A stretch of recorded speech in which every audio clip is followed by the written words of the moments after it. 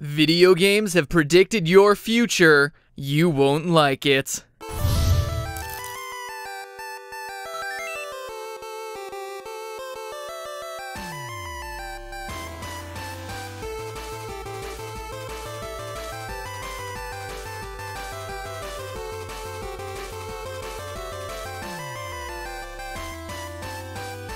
Hello, Internet. Welcome to Game Theory. Rearrange the letters in our name and you get Gyrate Me, ho. Think about that for a minute, and think about this. Video games are fascinating. With your help, this show has already united practically every gaming universe into one shared canon, but today I wanted to approach the topic from a different angle. If we were to create a timeline of every single game based on when its story takes place, which one would be set furthest in the future? You'll find out the answer here in a few minutes, but what I stumbled across while doing this little exercise was even more fascinating. You see, by lining up the games, patterns started to develop, and in this case, video games from entirely different franchises all seem to predict the same things happening at about the same time in the future. In short, the video game industry, through their shared predictions, has unintentionally created a sort of gamer's Mayan calendar that provides a disturbingly clear prediction of what will happen to you, to Earth,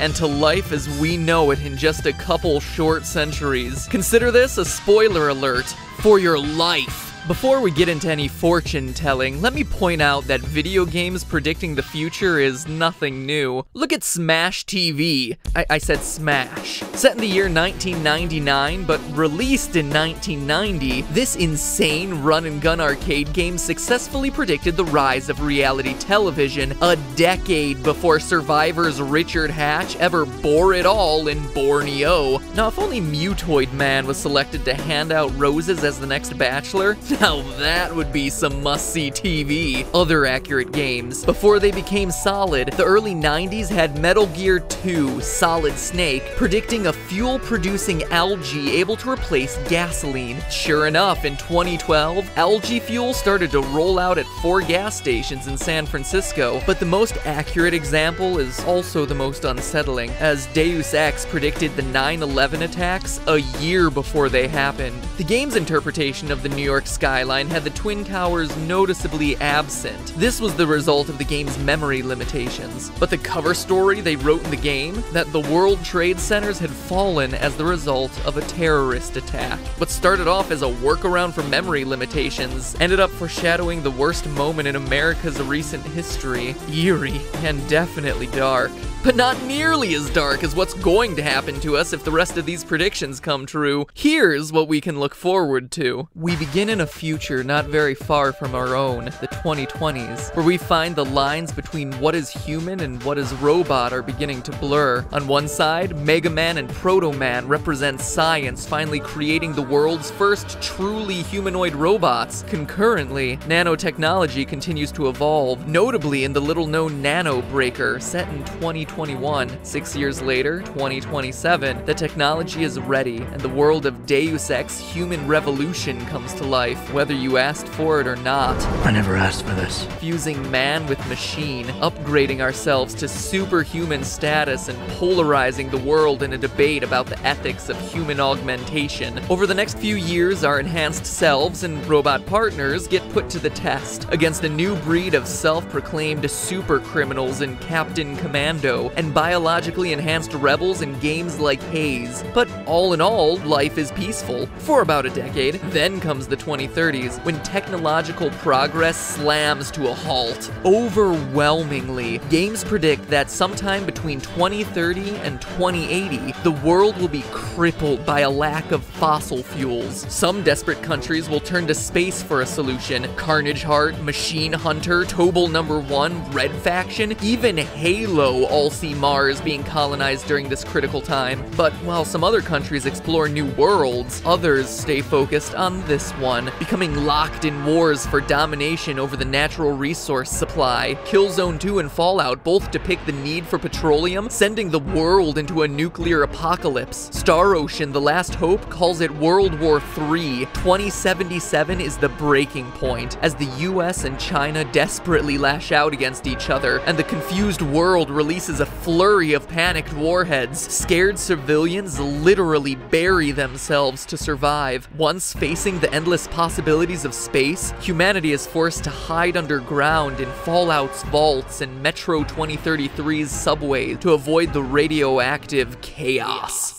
But the situation goes from bad to worse, as humanity must turn on itself. Shortly after the nuclear apocalypse, mutated viruses begin to take over survivors, living and dead. By 2079, whether you believe in Fallout or Crush, Kill, and Destroy, the new enemy becomes your infected neighbors, friends, and family. Thus begins a dark period in games. I could only find a handful of titles taking place during this post-apocalyptic period between 2090 and the early 2100s. The games, like the underground civilians, just seem to hide, waiting to return to the surface. The few games I did manage to find, like Warzone 2100, Metal Warrior, and Battlefield 2142, all tend to feature the rebuilding of societies and battles involving mech suits, since, you know, it would be unsafe for humans to walk around on the surface unprotected, unless they wanted a third eye, or a tail. But by the mid-2100s, the radiation has subsided, and a newly humbled human society slowly starts to return to the surface, trying to piece together a civilization and still searching for a solution to their limited resources. And that solution comes from outer space. Remember all the mining operations on Earth and Mars prior to the Great War of 2077 and subsequent nuclear fallout? Well, as we struggle to find resources, they're back in action, and they're starting to find more than just fuel. Beginning around 2150, alien artifacts start to pop up around these dig sites, causing some pretty serious side effects. 2145, employees on Mars start to go insane as depicted in Doom 3. 2148, Mass Effect has us finding Prothean technology on Mars. 2214, Dead Space's Black Marker, a dangerous alien artifact, is found by Earth's government in the deserts of New Mexico. Truly, we are not alone. And no game makes this clearer than Mass Effect, where the aforementioned discovery leads us to faster-than-light travel, faster than you can say, "I'm Commander Shepard, and this is my favorite store on the Citadel." Splendid. Within a year of faster-than-light travel, we find that Pluto isn't a chunk of ice at all, but rather the equivalent of an interstellar bus stop. Who knew? And by 2186, we've successfully joined an alien council, killed an alien council, and destroyed the galaxy-wide railroad with your choice of colored beam. Left without the ability to travel from star system to star system, surprise, it's Halo that picks up the slack, reinventing the Prothean technology we just lost with the Shaw Fujikawa slipspace drive in 2291, once again opening the universe up for exploration with faster-than-light travel. But this time, the universe isn't so eager to see us. Whether it's dismembering necromorphs in the Cygnus system in 2508, fending off the dual onslaught of Flood and Covenant on a ring world in 2525, or wielding the power of a well-executed Macarena against extraterrestrial Teletubbies in 2499, I think we can all agree opening the door to space simultaneously opened a dangerous can of worms. So to summarize, 2020s, technological progress, 2030s through 80s, resource wars, 2090 through 2140, waiting underground,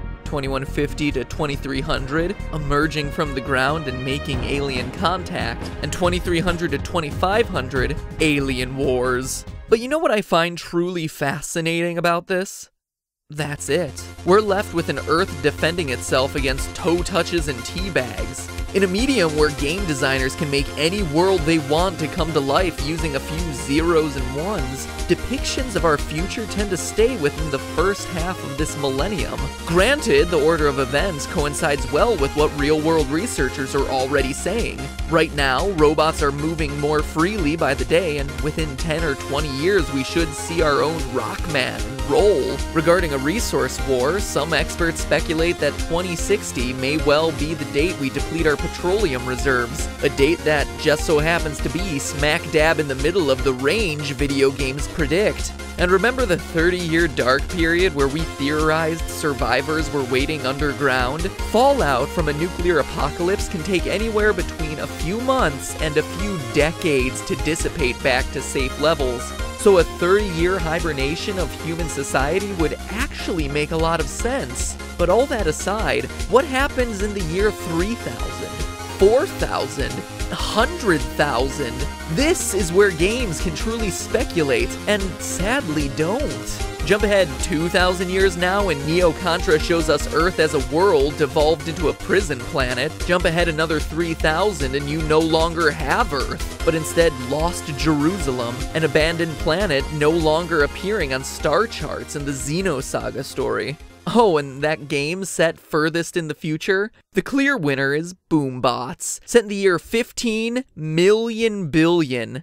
Never heard of Boombots? To summarize, a group of aliens called the Feline Alien Research Troop, or FART for short, invades Earth and steals all our cats. So we create the Boombots Underground Technology Team, or BUTT Team, to stop them. Yeah. So after years of hardship, rebuilding, and defending our homes against outside invaders, we have this to look forward to.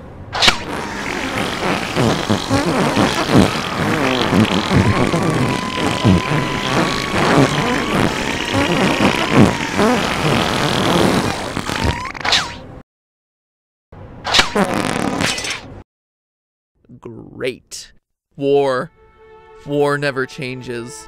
It just involves more cats and lamey joke acronyms. In total, the take-home message today isn't whether or not these predictions come true, it's that video game victories are short-lived. It's easy to think of these games existing in vacuums, and that when you beat the final boss and the credits roll, you're done, you've saved the universe.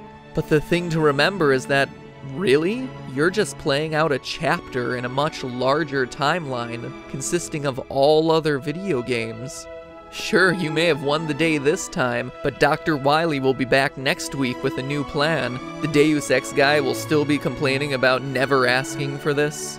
Each and every victory will be short-lived, and eventually all of them will lead to the cat aliens taking over, and maybe, just maybe, as a future human goes to bow before his feline overlord, he'll find this video and smile, knowing that someone millions and billions of years prior was thinking of him, and thinking about his place in the grander scheme of things.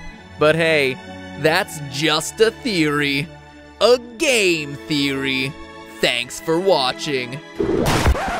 Welcome back to the Super Amazing End Card Tournament, where last episode the response in the comments from you guys was overwhelming. Seriously, I cannot explain to you how awesome it was to see fans from all around the world getting into the contest. It made me so tremendously happy, and I hope you all enjoyed it too. That said, it's time to announce the winners, and let's face it, you're all winners.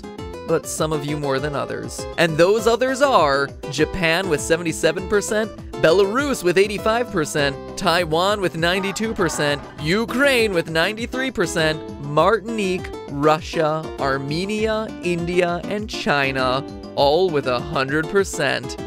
And a special shout out goes to America, who really stood no chance in this contest, I knew that going in, but crushed everyone in absolute numbers. Anyway, enough looking backwards, it's time to look towards the future. Question of the day, which version of the future would you like to live in most? Metroid? Fallout? Or Mass Effect? Click on one to choose, and I'll make sure that your choice gets sent along to Santa Claus so that maybe you can get your wish this Christmas. Hey, have you subscribed yet? You should.